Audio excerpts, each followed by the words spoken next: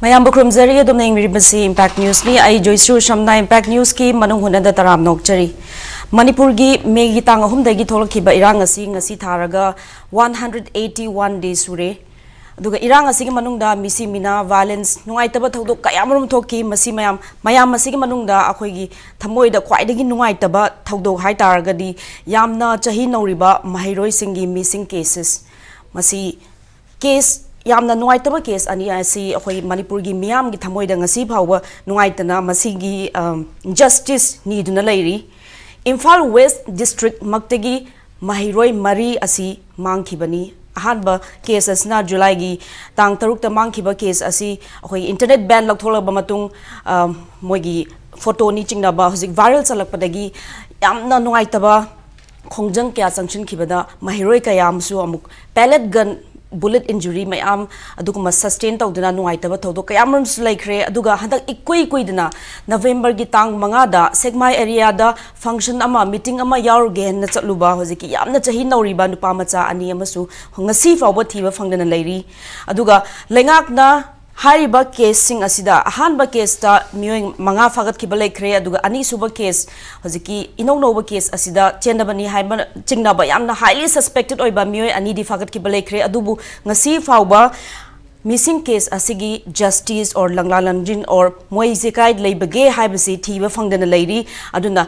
imung manung Manipur gi miyam laikai miyam mayamna hojiki chahi nauriba angang singasi hojik punsi ji karino khangjadriba angang singasi mangkhiba angang singasi gi damakta ngasi phawba dum ngaiduna leiri aduna ngasi akoina yamna akhanna Manipur violence and missing cases asigi matangda khanabagi tanjadu laujege ngasi discussion asida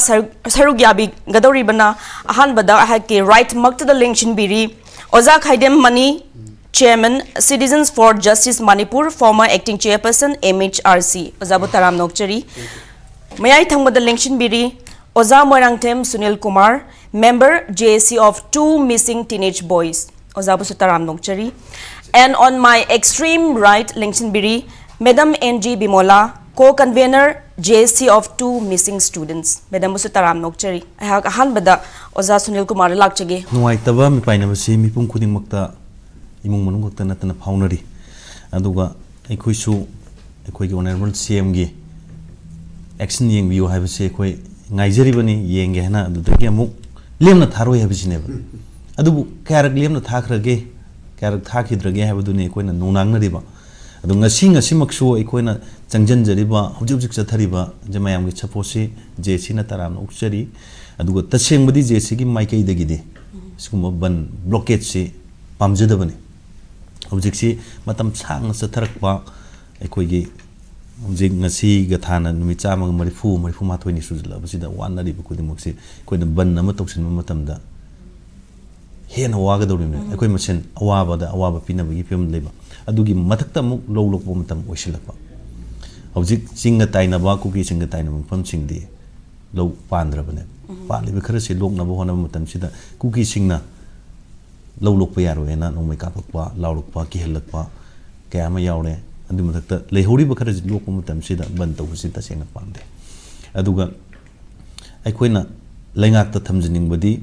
thiri haibagi thajabadu pirakpudu na tab thajaba pibadu ge khoi ngasi bawwa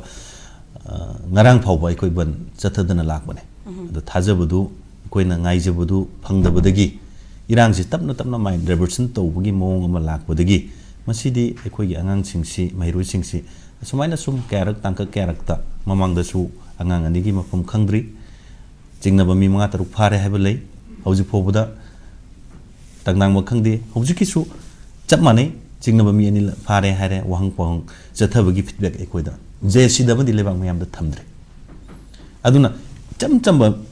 mioi amakna magi sana khudo mangi matamda kokchau bikar ga thibudo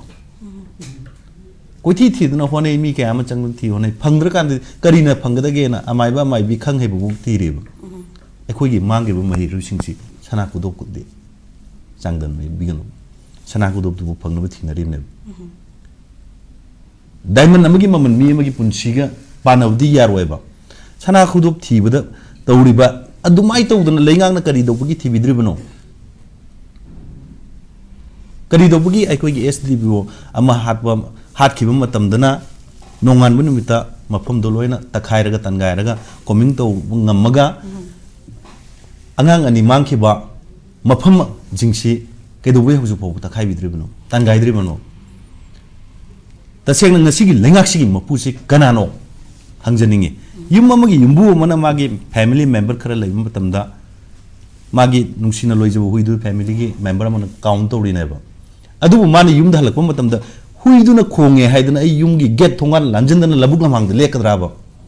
akhoi se dum hayeba state na tawiraktra di CBI de sinasi NI de sinasi sida so akhoi hujba confusion lai tam na te mamde siem na khumai ba pakhum du dani ko akhoi confusion lai reise kai gi no haibada noi family na CBI de sino haibagi CBI de sinagra dudi ai di NI na tahoning bani haiba wa phama ma phongtong pudu adu matam do dai khoi ne mana NI da tahoning akhoi ne CBI de sina kari difference no laise adu bu so sagi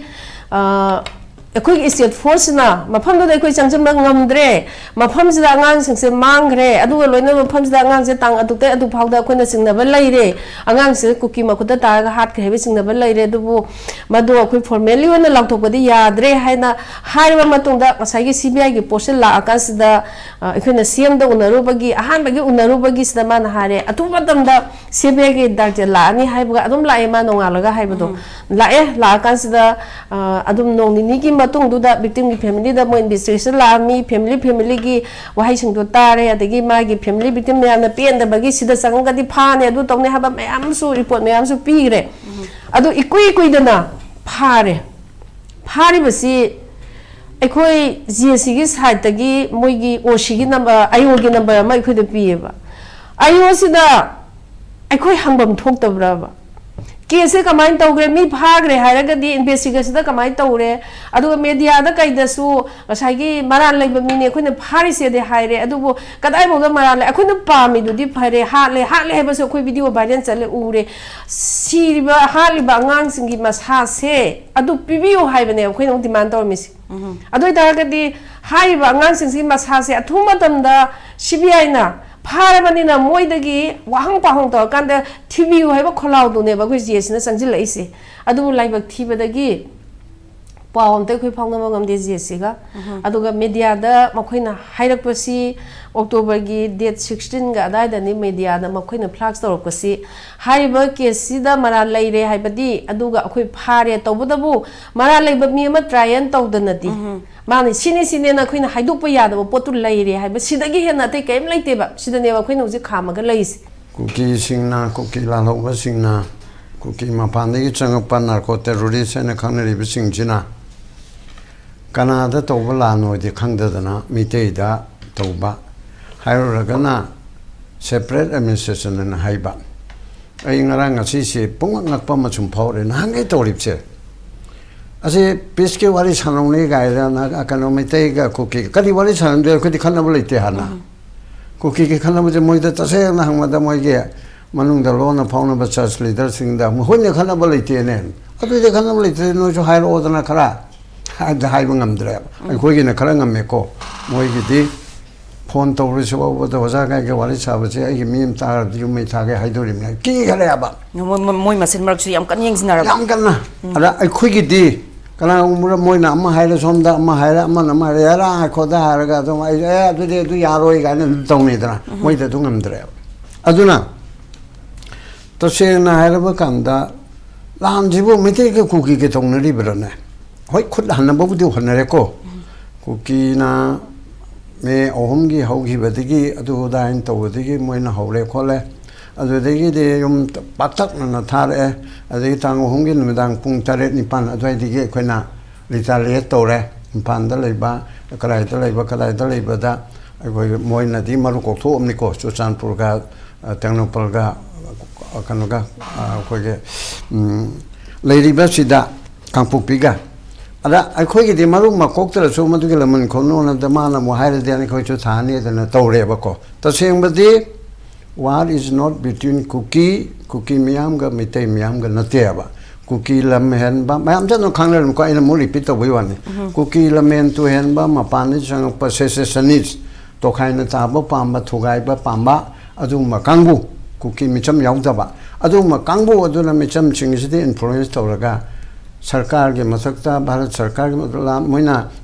separate state ꯑꯣꯏꯇꯥꯔꯗꯤ ꯃꯅꯤꯄꯨꯔ ꯒꯣꯔꯃꯦꯟꯅ ꯄꯤꯕ ꯉꯝꯗꯦ ꯃꯩꯇꯩꯅ ꯄꯤꯕ ꯉꯝꯗꯦ government of ꯏꯟꯗꯤꯌꯥꯅ ꯅꯠꯇ꯭ꯔꯣ ꯄꯤꯍꯟꯅꯤꯡꯕ ꯄꯤꯍꯟꯅꯤꯡꯗꯕꯗꯨ ꯇꯣꯛꯑꯁꯤꯅꯦ government of ꯏꯟꯗꯤꯌꯥꯗ ꯇꯧꯒꯗꯕꯅꯦꯕ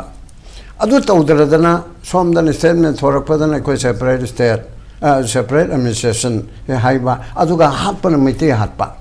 date means government of ꯏꯟꯗꯤꯌꯥꯒꯤ ꯃꯊꯛꯇꯁꯨ ꯃꯣꯏ ꯂꯥꯟ ꯇꯥꯗ꯭ꯔꯤꯑꯕ ꯃꯣꯏ ꯃꯄꯥꯟꯗꯒꯤ ꯆꯪꯉꯛꯏꯕꯁꯤꯡ ꯑꯗꯨꯁꯨ ꯌꯥꯎꯅ ꯃꯩꯇꯩ ꯍꯥꯠꯄ ꯗꯤꯃꯥꯟꯅ ꯁꯦꯄꯔꯦꯠ ꯑꯦꯗꯃꯤꯅꯤꯁꯇ꯭ꯔꯦꯁꯟ ꯑꯗꯨꯒ ꯃꯩꯇꯩ ꯍꯥꯠꯄ